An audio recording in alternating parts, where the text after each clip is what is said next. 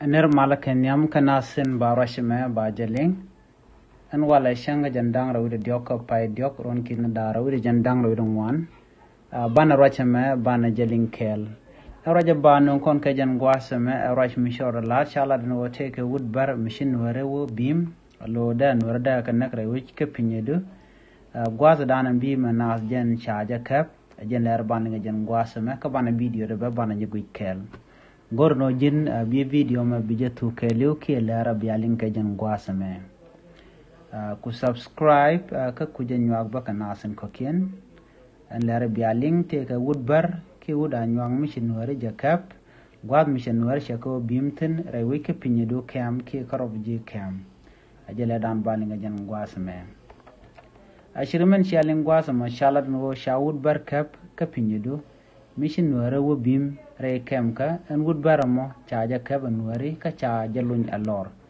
bana video ndana chaja captain ban je kulu gui kel ko en wood me chaja kef ka chaja no jan jala kel ka bar ko kien ki ka bar ton wan gwas danan ka ko jeten ban rajam ban je chulin kel ko gor konde kono nga gwa neme ajin wood bar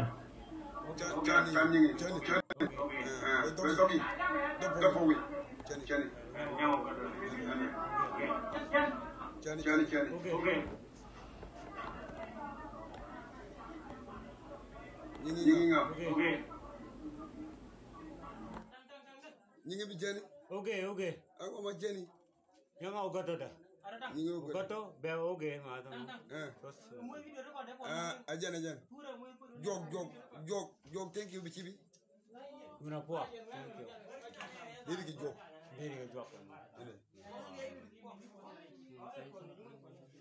Oui. Bongir. Oui, nana. Nyinganga adidi.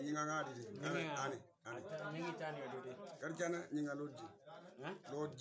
Lodji. Bera udah. Yini? Lodji. Yini da margo bakara. Ani? Yini da margo. Momo. Ana ngadwa dua.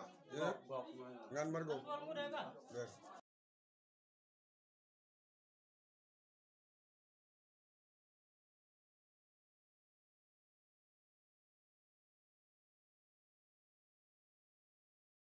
ashikamen shaling ka jan wood me maracha chaja te jan ojin bini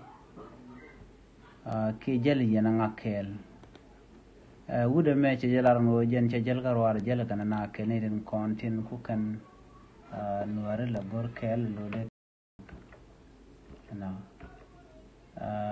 wood me gwada tetine wood di chi wood tot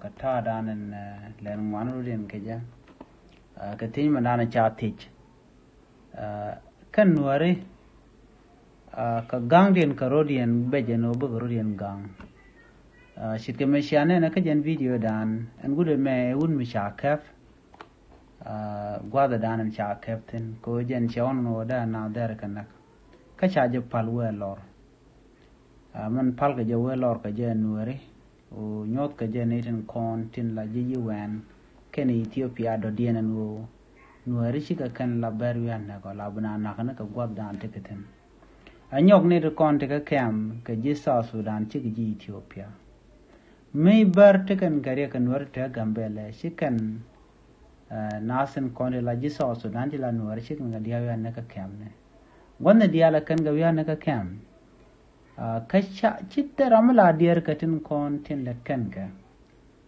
chi UN chicken dier kana kada nak refugee teram ganka biam ga kane syang chang charanak ba ngode telam balat alo telarami kam ga shondien shuda me chaja kaf ka chaja palwe ajaro jadan inshallah dinono nasen kon tin chiro ja mishelat ka social media ke wadan sen kon en chanan tamishi nyot ala boda shanen mandan abot gwa dana kaku jeten gwa kaku jeten ga gwa ga kwire kana ga je boda makora ala boda ga shele tela ramishi nyot kanware shaje palwe poste gane tin content che kap ku jigana palwe ko ran ma cha je kap chang wan te run ba di na palwa mi rami cha je lo te na wan ko ke je okay dong je dong de de ko to ko je đúng no cha kap ni je ka tama ko cha roi kana cha yu palwe ajela dan de linga jan gwa me ka kwiring tin kon to kre wish ka gambela kam barkan nuari kana ga dan na kan nuari bar kena ta dan palka ke ka ba chen cha ran yen ka ten mi jang mala la ka ja ajela dan de linga na me gurje biya nyo kana sun ko ken biya letin ko ken konin be kare jom biya ka lenen lingba biya ta kamal bye bye